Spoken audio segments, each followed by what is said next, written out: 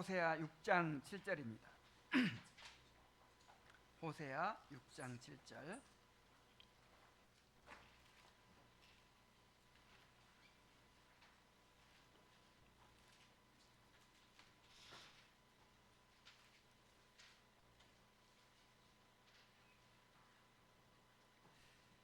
그들은 아담처럼 언약을 어기고 거기에서 나를 반역하였느니라. 겸손이란 무엇입니까?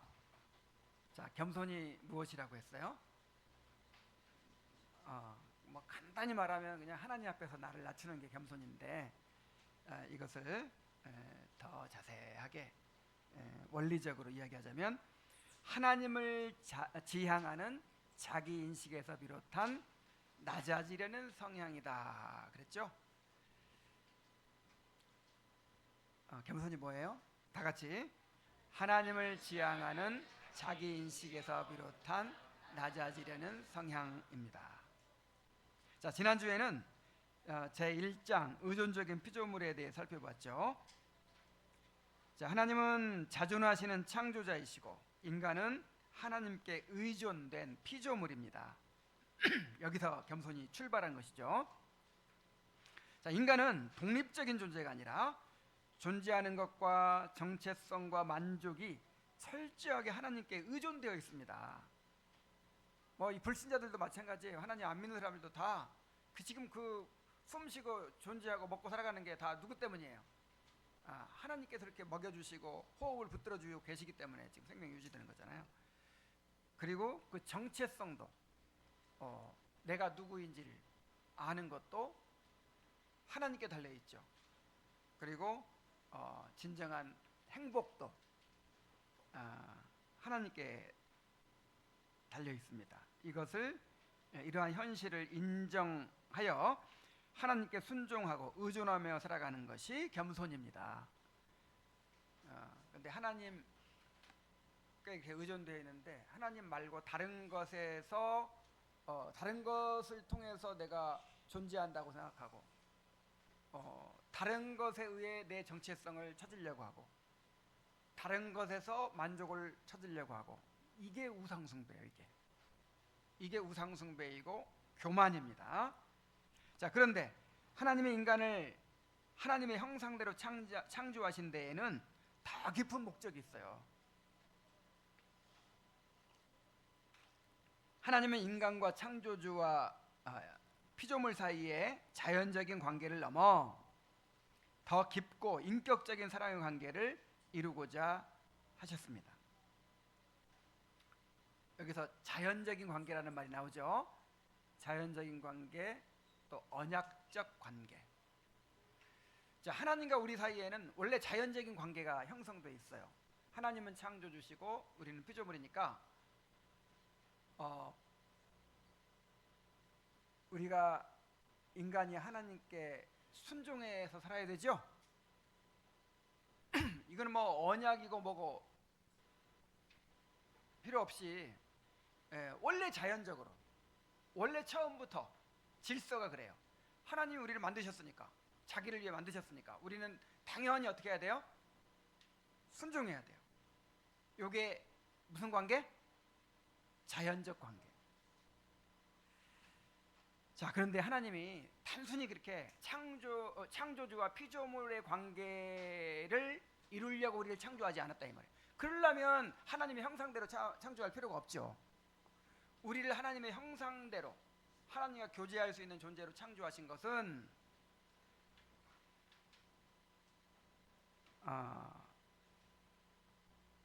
자연적인 관계를 넘어서 더 깊고 인격적인 사랑의 관계를 이루고자 하신 것입니다.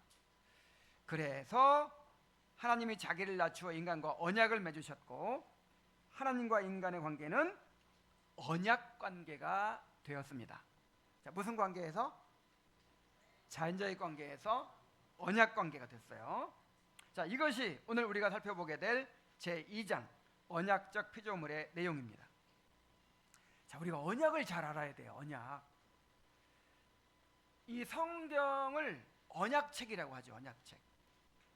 무슨 책? 성경은 언약을 기록한 책이에요. 그래서 구약과 신약으로 이루어져 있죠. 그 구약, 신약 할 때 약자가 무슨 약자예요? 언약 약자예요. 그리고 구약하면 옛 언약 그런 뜻이고, 신약하면 새 언약. 그래서 성경의 창세기부터 계시록까지 전체가 다 하나님께서 어떤 언약을 주셨고 그 언약이 어떻게 이루어져 가는가 하는 것을 기록한 책이에요. 예수 그리스도의 구속도 언약 가운데 이루어진 거예요. 언약 가운데. 우리의 죄도 언약의 관점에서 바라봐야 되고, 또 심판도 언약의 관점에서 바라봐야 되고, 구원도 언약의 관점에서 바라봐야 되고, 우리가 살아가는 삶도 언약의 관점에서 바라봐야 되고, 이 교회도 언약의 관점에서 바라봐야 되고, 우리가 아이 낳고 결혼하고 아이 낳고 살아가는 것도 다 언약의 관점에서 바라봐야 돼요. 그래서 이 언약을 알아야 돼요. 그래서 언약을 모르면 성경을 모르는 것이다, 그런 말이 있어요. 스펄전 목사님 그런 말이 있어요. 성경을 부분적으로 아무리 많이 알아도, 박사학위를 몇 개나 몇 개씩 받아도 언약을 모르면 성경을 전혀 모르는 거예요. 여러분 언약을 아십니까? 근데 언약은 참 이렇게 이해하기가 어려워요. 그래서 언약에 대해서 계속 관심을 가지고 공부해 가셔야 돼요. 그래서 우리 아이들에게 언약이 무엇인지를 딱 설명해 줄 수 있어야 돼요. 그동안 계속해서 설교할 때마다 언약을 언급하고, 또 하나님 나라와 언약이라는 그 시리즈로 또 설교하는 것도 막 있고 그래요. 그래서 그런 걸 다시 막 들어보기도 하고 하면서 정말 여러분들이 무엇보다도 언약에 대해서 아셔야 됩니다. 그래야 성경을 바로 알 수 있고 우리 신앙이 바르게 될 수 있어요.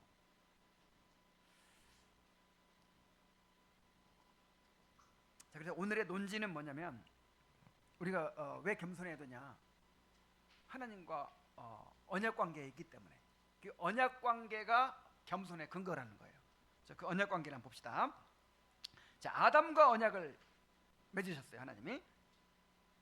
하나님은 인간을 창조하신 후에 인간과 언약을 맺으셨습니다. 자, 구약 성경에서 언약이라는 단어가 창세기 6장 18절에 와서야 처음으로 등장합니다. 그러나 하나님께서 처음부터 인간과 언약을 맺으셨다는 사실이 문맥을 통해서 명백히 드러납니다. 참 어리석은 질문 중에 하나가, 성경에 그 언약이라는 말이 없던데요? 이런 식으로 꼭 그 말이 있어야 그 개념이 있다고 생각하는 게 참 이렇게 어리석은 생각이에요. 성경에 삼위일체라는 말이 있어요, 없어요? 없어요. 하나님은 삼위일체시니라 이런 말이 없어요. 근데 왜 삼위일체를 그렇게 목숨 걸고 주장하죠? 창세기부터 보면 그 문맥 속에 삼위일체 하나님이 드러나 있어요. 그래서 삼위일체를 주장하는 것이죠. 그런 것처럼 이 성경 전체가 다 언약에 대해서 이야기하고 있어요.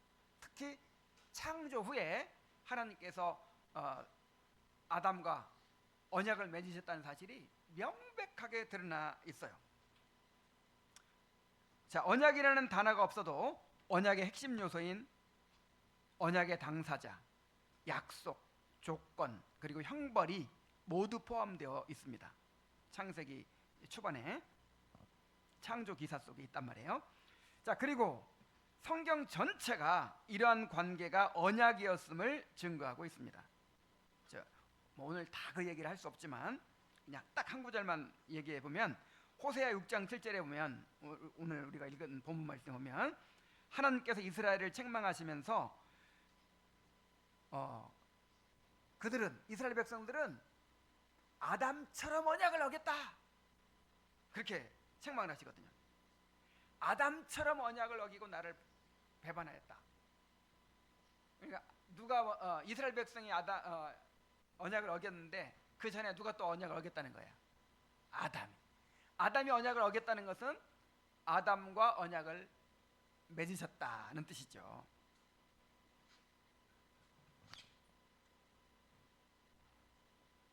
하나님께서 아담과 언약을 맺으셨습니다. 근데 아담과 언약을 맺으신 것은 아담 개인과만 맺으신 게 아니에요. 아담 안에 있는 모든 후손들과 함께 맺으신 거예요. 그래서 아담이 언약을 지키면 그 아담 안에 있는 모든 후손들이 언약을 지키는 것이 되고, 아담이 언약을 어기면 아담 안에 있는 모든 후손들도 언약을 어긴 것이 됩니다. 불만 있어요? 자, 불만이 있을 필요가 없는 것이, 타락하게 된 것도 이렇게 한 사람 때문에 타락하게 됐는데 그 언약의 원리에 의해서 구원도 그렇게 받는 거예요. 자, 예수님 한 분이 순종하고 죄를 대신에 죄짐을 지고 죽으셨죠. 예수님 한 분이 순종했는데 예수님 안에 있는 모든 사람들이 다 순종한 것으로 인정돼 가지고 구원받잖아요. 그러니까 하나님은 인류의 대표와 언약을 맺으시고 그 대표를 통해서 인류 전체가 다 그 언약에 영향을 받게 하신 것이죠.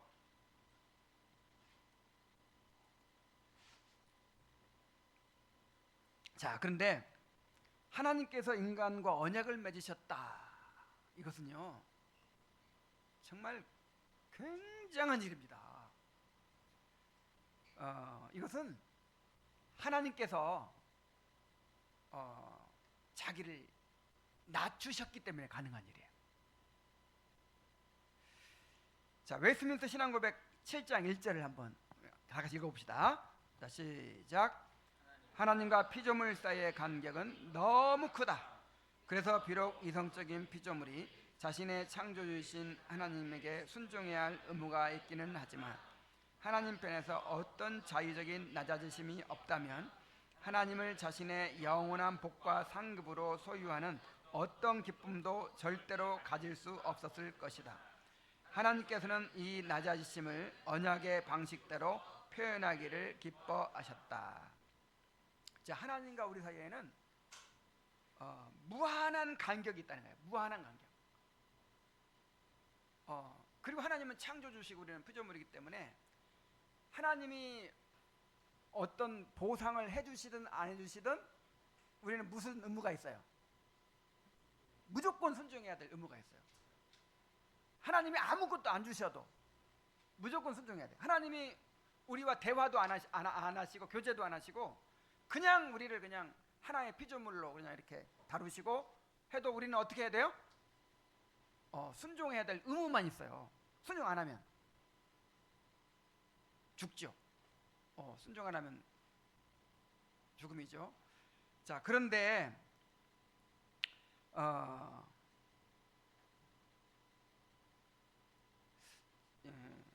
이 예를 지금 듣는 게 더 이해할 수 이해하는 도움이 될 것 같네. 자, 옛날에 이제 고대 시대에는 노예들이 있었잖아요. 노예.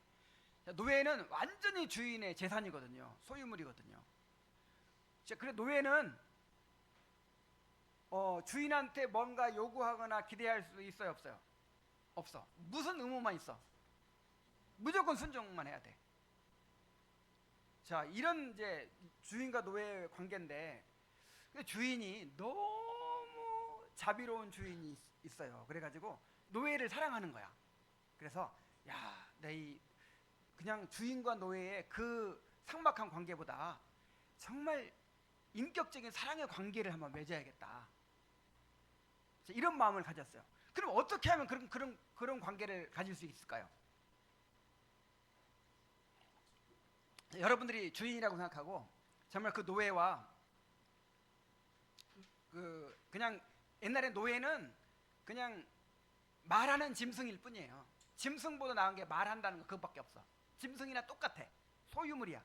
그런데 그 노예와 그냥 주인과 노예의 관계를 뛰어넘어서 인격적인 사랑의 관계를 갖고 싶단 말이에요. 그럼 여러분들이 주인이라면 어떤 방법으로 그런 관계를 만들 수 있겠어요?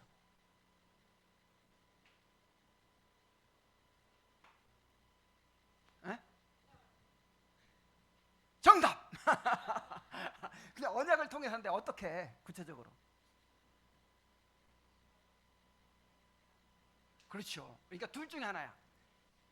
결혼을 하든지, 그 다음에 뭐로 하든지 양자를 삼든지. 근데 결혼이든 양자든 요게 언약이에요. 언약. 그렇죠? 법적으로 언약을 딱 맺어서 서로 이렇게 구속이 돼 버리는 거예요. 무슨 얘기인지 아시겠어요?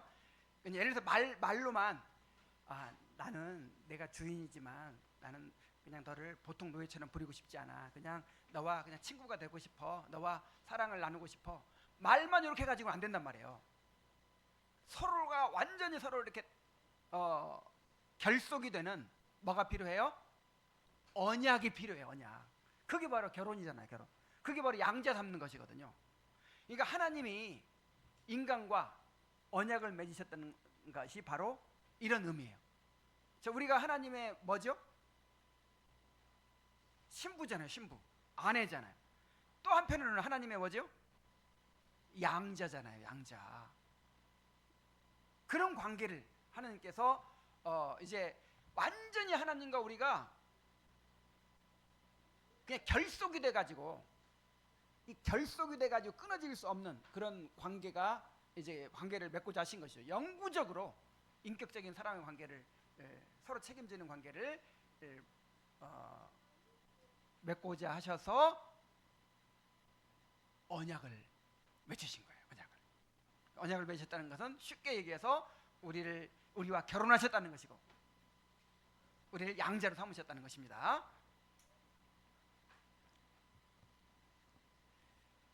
자, 이것은 우리를 겸손하게 하는 진리가 아닐 수 없습니다. 창조주이신 하나님과 피조물인 우리 사이에는 무한한 간격이 있습니다. 그런데 우리가 어떻게 하나님을 알고 하나님과의 관계를 맺을 수 있을까요? 그것은 우리가 그분께 다가갈 수 있기 때문이 아니라 하나님이 우리에게 내려오셨기 때문입니다. 하나님의 낮아지심이 없다면 우리는 그분을 축복이나 상급으로 얻을 수가 없습니다. 정말 이게 낮아짐이죠. 자, 주인은 재산도 많고 엄청난 소유가 있고 또 권세가 있고 하기 때문에 누구하고 결혼해야 마땅해요? 아주 다른 나라 무슨 귀족, 공주나 귀족하고 결혼해야 마땅한데 노예를 내 아내를 삼은 거야. 노예를 내 양자로 삼은 거야. 엄청나게 자기를 낮춘 것이죠. 다가가서 손 내밀고 관계를 맺은 거잖아요. 자, 이거는 비교도 안 될 만큼 하나님께서 우리를 향해 낮추셨어요. 한낱 피조물에 불과한데 우리와 친구가 되시겠다고, 우리와 부부가 되시겠다고, 우리의 아버지가 되시겠다고 자기를 낮춰가지고 인격적 관계를 맺으셨는데, 그게 뭐예요? 언약이에요. 그래서 언약이라는 말 자체가 엄청난 하나님의 낮아지심, 하나님의 은혜와 자비라는 사실을 우리가 깨달아야 합니다. 그냥 언약 할 때 벌써 그냥 감동이 탁 일어나야 돼. 언약이라는 말만 들어도 그냥 마음속에 뜨거운 감격이 일어나야 돼요.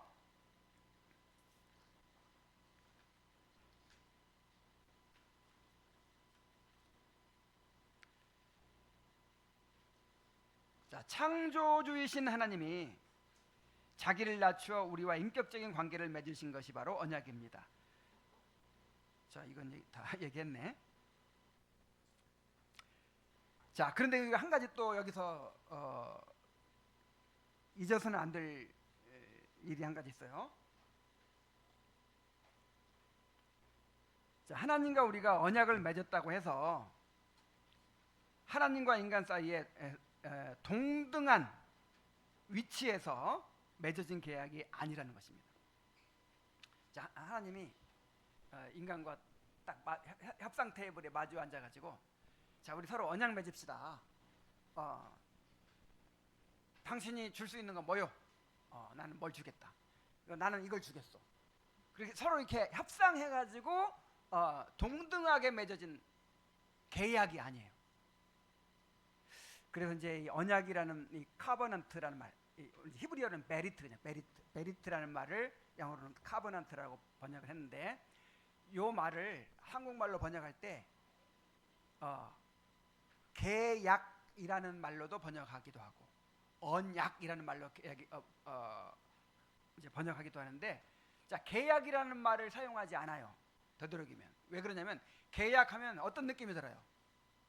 갑과 을이 서로 상호간에 동등하게 뭔가 이렇게 협상해가지고 이렇게 뭔가 약조를 맺는 그런 느낌이 들잖아요.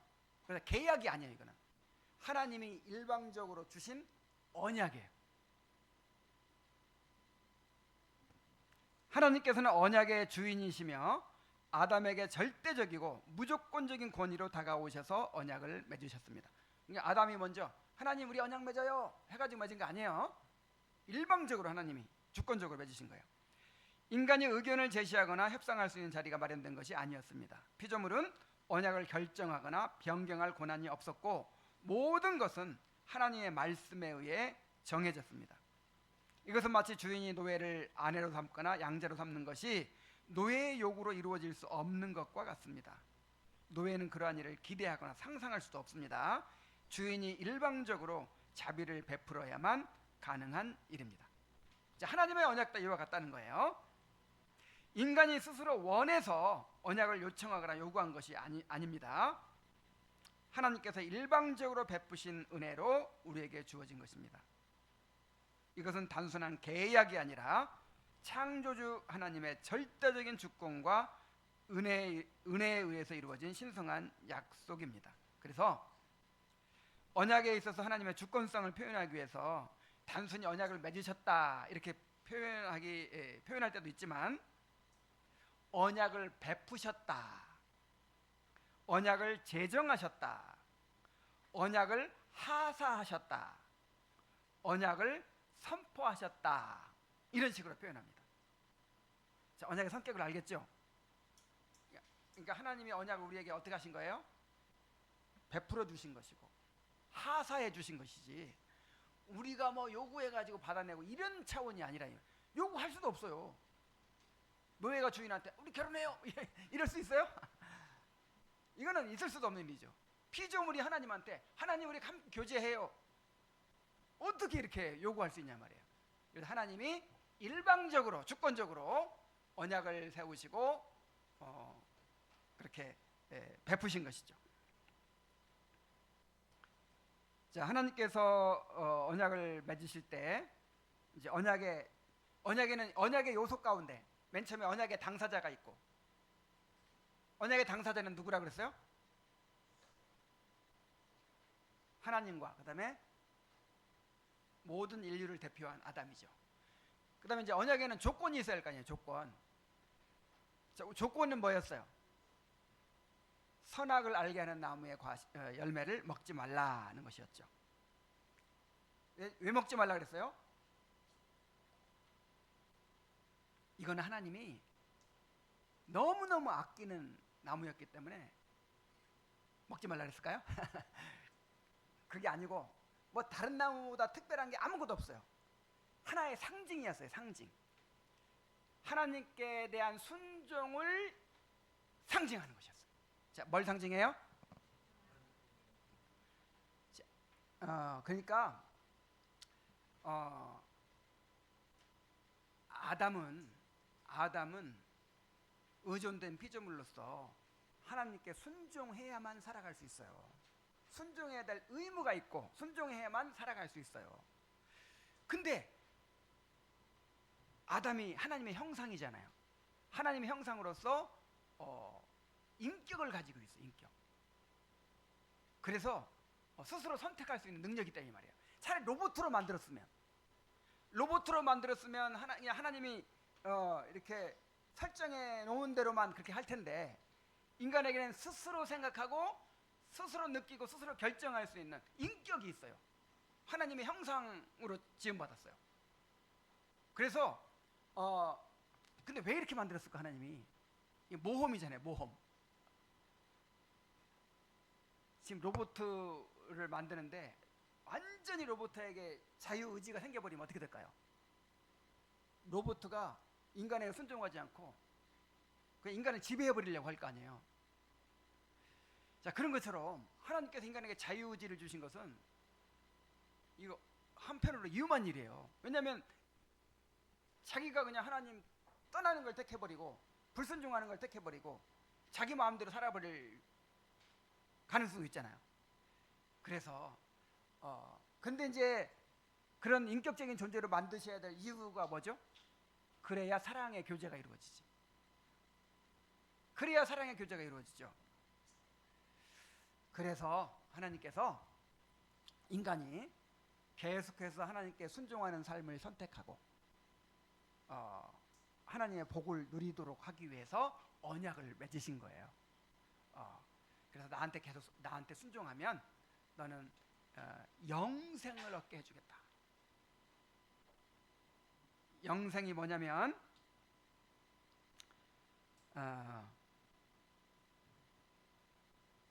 자, 글 좀 더 설명할게요. 자, 아담은 하나님의 형상대로 창조된 존재로서 하나님이 세우신 질서 속에서 하나님을 대신하여 이 세상을 다스리는 역할을 맡았습니다. 그래서 하나님만이 가지신 주권과 다스림 막 이런 걸 행사하도록 하나님 형상대로 만드셨거든요. 자, 그렇게 하다 보면 내가 하나님인 걸로 착각할 수 있어요. 내가 하나님인 걸로 생각하고 하나님은 그냥 버리고 내 마음대로 하려고 할 수가 있단 말이에요. 그래서 그러나 그는 하나님이 아니었으며 피조물로서 하나님을 의지하고 그분의 말씀에 절대적으로 순종해야만 생명을 유지할 수 있는 존재였습니다. 따라서 하나님께서 금하신 나무의 열매를 먹지 않는 것은 단순한 규칙 준수가 아니라 아담이 하나님의 피조물임을 인정하고 창조주 하나님께 대한 순종을 표현하는 방법이었습니다. 그러니까 선악을 알게 하는 나무를 먹지 않는 것은 내가 하나님께 순종하여 살겠습니다 하는 이제 표시였죠. 표시. 만약에 그걸 먹는 거는 그건 어떤 표시예요? 나는 더 이상 하나님께 순종하여 살지 않겠습니다. 나는 이제 더 이상 하나님의 지배를 받지 않고 이제 난 내 마음대로 살겠습니다. 자, 이런 표현이죠. 먹는 거는 이제 먹지 말라는 말에 순종해서 안 먹는 거는 하나님께 대한 순종의 표현이고. 자, 이렇게 이제 하나님께서 조건을 걸으셨고, 그 다음에 이제 조건에 따른 약속이 있어요. 약속. 자, 어떤 약속입니까?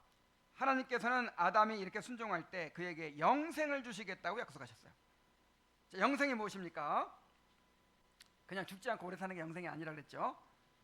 하나님과 친밀한 교제를 누리며 하나님을 영원한 상급으로 삼고 살아가는 삶을 의미했습니다. 영생이 뭐예요?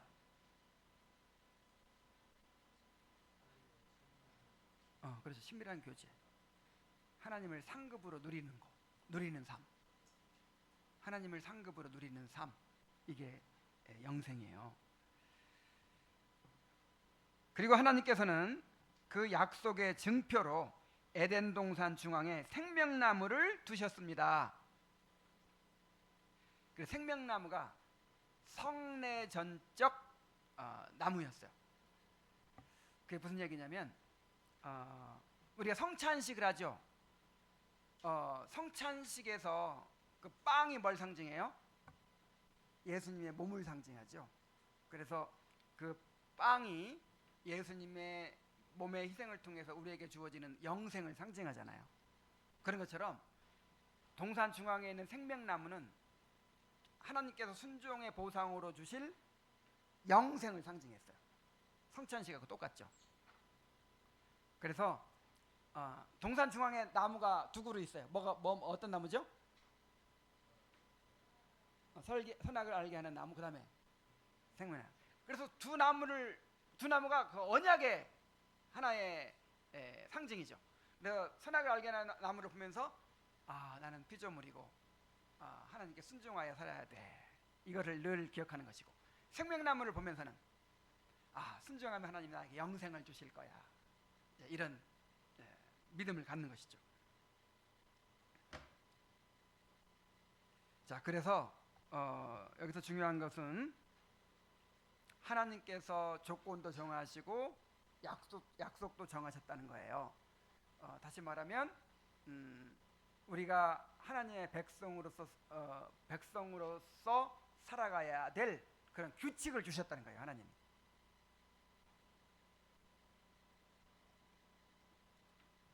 이게 언약의 이제 중요한 요소죠.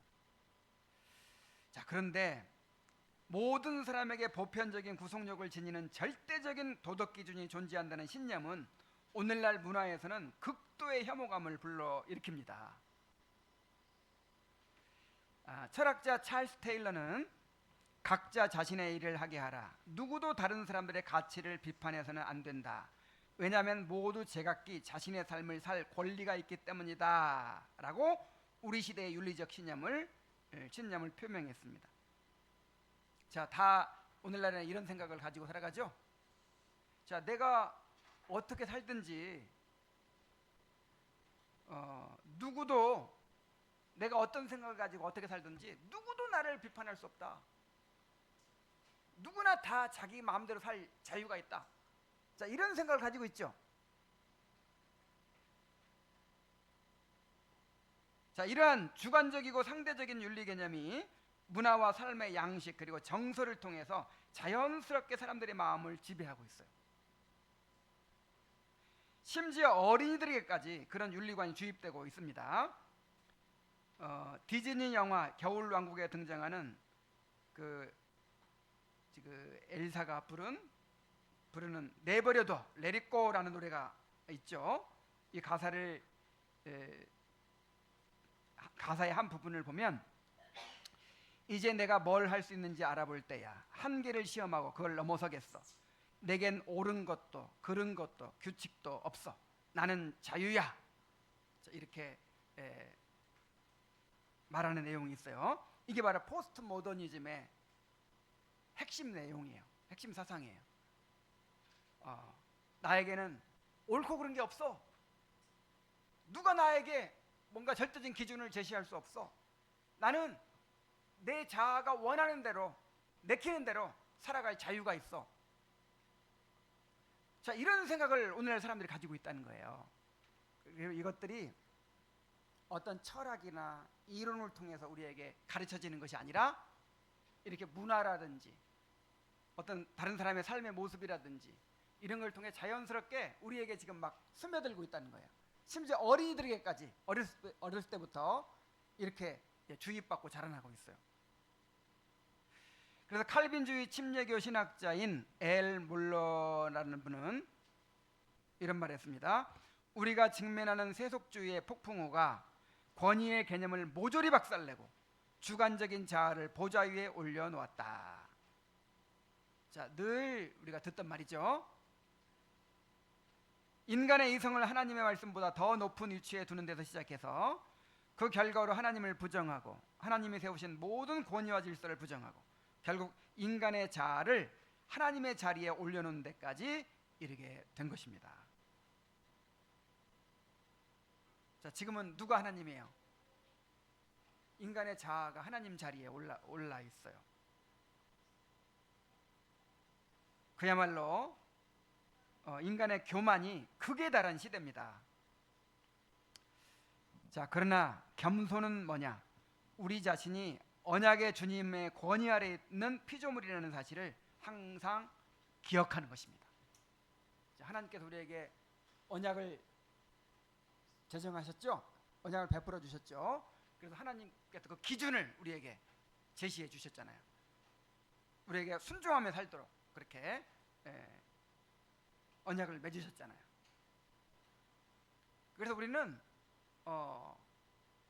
이 언약 안에 살아가는 거예요. 언약 안에 하나님의 기준에 하나님의 말씀에 순종하여 살아가야 될 그런 의무가 있는 것이죠.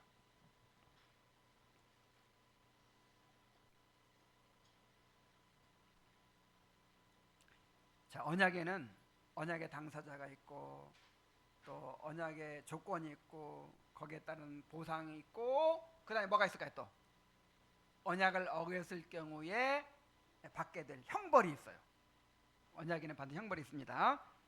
자, 어떤 형벌일까요?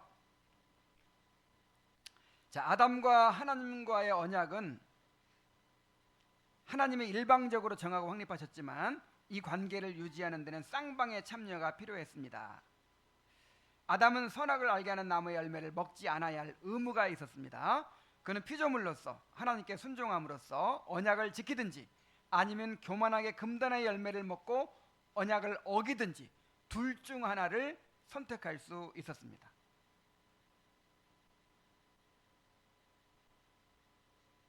내가 언약을 지켜서 하나님 복을 누리고 살든지 언약을 어김으로 모든 걸 잃어버리고 죽음에 이르든지 둘 중 하나죠. 그래서 하나님께서는 아담에게 명확한 경고를 주셨어요. 내가 먹는 날에는 반드시 죽으리라 그랬어요. 자, 죽음이란 단순히 육체적인 소멸만을 의미하는 것이 아니죠. 세 가지 죽음이 있죠. 영적인 죽음이 있고, 영적인 죽음이 뭐예요? 영혼이 하나님과 끊어지는 것이죠. 또 육체적인 죽음이 있어요. 인간이 고난 속에 살아가다가 결국 육체적인 죽음을 맞이하는 거, 육체와 영혼이 분리되는 거. 그 다음에 세 번째는 영원한 죽음이 있어요. 하나님의 심판을 받아서 영원한 형벌에 처해지는 것입니다.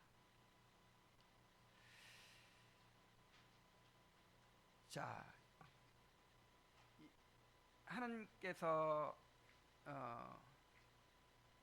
정하신 그 언약의 조건을 어기면 어떻게 돼요? 죽어요. 자, 금지된 열매를 먹는 것은 의도적으로 하나님의 주권을 거부하는 행위였습니다. 이는 하나님의 절대적인 권위를 멸시하는 것이고 자신이 피조물임을 부정하고 하나님과 같이 되려는 시도였습니다. 그래서 하나님이 아담이 스스로를 독립적인 인간으로 생각하기 시작하면 어떤 결과가 초래될 것인지를 미리 경고하신 거예요. 내겐 옳은 것도 틀린 것도 어떤 규칙도 없어 라는 사상은 지옥으로 향하는 길입니다. 하나님은 교만을 가증스럽게 여기십니다. 교만은 죽음과 하나님의 영원한 심판을 면할 수가 없습니다. 자, 그런데 불행히도 아담은 언약을 어기고 하나님을 반역하여 온 인류가 죄와 사망에 이르게 되었습니다. 만약에 아담이 순종했다면 어떻게 됐을까요? 아담이 순종했다면 하나님이 약속하신 영생을 얻었겠죠. 아담뿐 아니라 모든 인류가 얻었겠죠. 그러나 아담이 하나님을 반역해서 불순종함으로 말미암아 온 인류가 죄와 사망에 이르게 되었습니다. 자, 그래서 이 겸손은 이 하나님과 우리와 맺은 언약에 기초한다는 거예요. 자, 모든 사람이 창조주와 언약을 맺었습니다. 하나님이 아담과 언약을 맺으셨을 때 온 인류가 그 안에서 하나님과 언약을 맺은 것이죠. 사람은 누구나 주권자이신 하나님과 구속력 있는 관계를 맺은 상태로 태어납니다. 자, 하나님과 언약을 안 맺은 사람이 있어요, 없어요? 저 세상에서 하나님 믿지 않고 살아가는 사람들이 언약 관계에 있을까요? 아닐까요? 언약 관계로 태어난다니까요. 태어나면서부터 하나님과 언약 관계로 태어나요. 그래서 모든 사람들이 하나님께 순종할 의무가 있는 거예요. 그리고 모든 사람들이 순종하지 않으면 어떻게 돼요?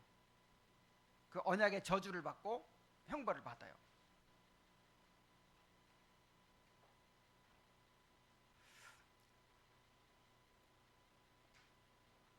그래서 여기서 이제 좀 지금 여기서 행위 언약과 은혜 언약을 구분하지 않고 얘기하고 있죠. 행위 언약과 은혜 언약을 구분하지 않고 있는데 이걸 잠깐 설명하면, 자, 그 하나님께서 아담과 처음에 맺으신 언약을 무슨 언약이라고 그래요? 행위 언약이라고 그러죠. 근데 아담이 지켰어요, 못 지켰어요? 못 지켰어요. 그런데 아담이 못 지켜가지고 모든 인류가 다 형벌을 받게 됐는데, 그래서 이제 그 형벌에서 우리를 건져주시고 우리를 구원하시기 위해서 예수님이 오셨죠. 그래서 우리는 행위 언약에서 벗어나서 무슨 언약 아래에 있어요? 은혜 언약 아래에 있죠. 근데 이걸 오해하면 안 돼요. 이제 행위 언약은 이제 없어지고 취소가 되고 이제 은혜 언약이 행위 언약을 대체한다. 이런 생각을 가지면 안 돼요. 하나님께서 처음 해주신 그 언약은 영원히 없어지지 않아요. 그럼 우리가 어떻게 구원받나요? 그 행위 언약을 예수님을 통해서 이루어 주신다는 거예요. 그게 은혜 언약이에요. 자, 무슨 얘기인지 이해가 됩니까? 그 행위 언약을 행위 언약으로 하니까 안 되겠다. 나 행위 언약 이제 없애버리고 다른 언약을 맺겠다. 그게 아니고 하나님께서 우리에게 주신 언약은 영원히 살아있다니까요. 근데 그거를 첫 번째 조상 아담이 실패했으니까 이제 두 번째 조상인 예수님을 보내 가지고 그것을 결국 예수님을 통해서 이루어 주신다는 것이 바로 은혜 언약이에요. 이게 결국 언약은 하나라고도 볼 수 있는 거죠. 하나. 행위 언약이 없어진 게 아니고 그 행위 언약을 누가 대신 이루어 주신 거예요? 예수님이. 근데 그 이루어 주시는 게 나와 전혀 관계없이 예수님 혼자서 다 이루어진다는 게 아니에요. 결국 예수님이 나를 통해서 완성시켜 주실 거예요. 내가 완성하도록 해주실 거예요.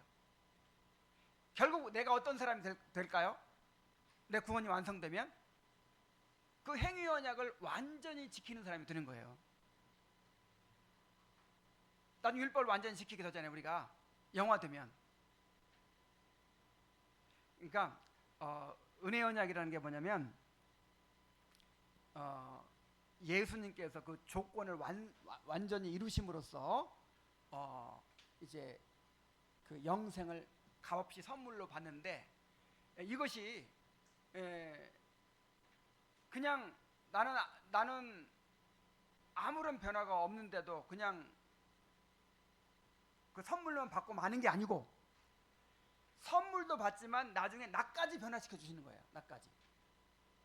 나까지 하나님의 율법을 온전히 이룰 수 있는 사람으로 완성시켜 주시는. 그러니까 결국 하나님께서 처음에 아담과 맺은 그 언약이 완전히 성취가 돼야 안 돼요. 성취가 되는 거죠, 완전히.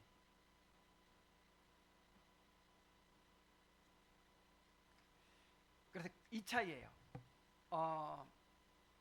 우리는 이제 아담 안에 있다가 예수님 안으로 들어왔잖아요. 그래서 둘째 아담인 예수님이 그 언약을 이루어 주시는 것이고, 예수 안 믿는 사람들은 자기가 지금 여전히 아담 안에 있기 때문에 자기가 그 행위 언약을 이루어야 돼요. 그 차이예요. 우리는 예수님이 이루어 주시는 것이고 언약을 이루어 주시는 것이고, 세상 사람은 누가 이루어야 돼요? 자기가. 이게 못 이루니까 결국 이제 형벌을 받겠죠. 영원한 죽음에 이르게 되겠죠.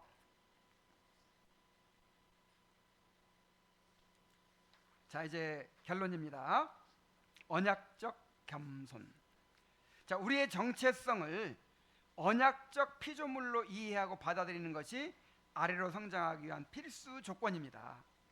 언약에 대한 지식이 없으면 하나님을 지향하는 자기 인식에 도달할 수가 없습니다. 피조물과 창조주가 필연적인 언약의 관계를 맺고 있다는 것은 우리의 행위와 말과 생각과 욕구를 모두 하나님의 절대적인 권위 아래 복종시킬 때 참된 자유를 발견할 수 있다는 사실을 일깨워 줍니다. 자기 통치는 사망에 이르는 길이고 겸손은 생명에 이르는 길입니다. 자, 어느 길을 선택하시겠습니까? 우리가 하나님께 지음받은 피조물이라는 이 사실 한 가지만으로도 겸손해야 되는데, 더구나 하나님이 우리에게 언약을 세워주셨잖아요. 그래서 우리가 언약적 관계를 맺고 있잖아요. 하나님께 순종해야만 되는 그런 약속 가운데 있잖아요. 그래서 더 겸손해져야 되는 것이죠. 겸손해야 될 이유가 더 생긴 것이죠. 하나님의 언약을 잘 이해하고 정말 언약적 겸손이 자라가는 성도들이 되길 바랍니다. 자, 기도하겠습니다. 하나님 아버지, 우리는 하나님이 아무것도 약속하지 않으셔도, 어떤 보상이 없어도 당연히 순종해야 될 그런 자연적인 관계에 있었는데, 하나님께서 우리를 높이 올리셔서 하나님과 교제하며 그 생명을 누리게 하시려고 우리에게 언약을 베풀어 주심을 감사드립니다. 아담이 타락하고 실패하여 우리 모두가 언약의 저주 가운데 있었는데, 예수님께서 인간의 몸을 입으시고 아담의 자리에 대신 서셔서 우리를 위하여 언약을 이루어 주심으로 우리가 값없이 영생의 선물을 받고, 참으로 결국 우리 자신까지도 율법을 온전히 이루는 삶으로 그렇게 완성시켜 주시리라는 소망 가운데 살아가게 하시니 감사드립니다. 어쨌거나 우리는 하나님의 언약적 권위 아래 있습니다. 하나님의 언약의 백성이고, 따라서 하나님이 제시하신 율법을 순종해야 될 사람들입니다. 내게는 규칙도 없고 옳은 것도 없고 그런 것도 없고 내가 어떻게 살든 나는 자유다라고 주장하는 이 시대에 참으로 주님께서 제시하신 분명한 기준을 따라서 겸손히 순종하며 살아가는 우리가 되게 하여 주시옵소서. 예수님의 이름으로 기도하옵나이다. 아멘.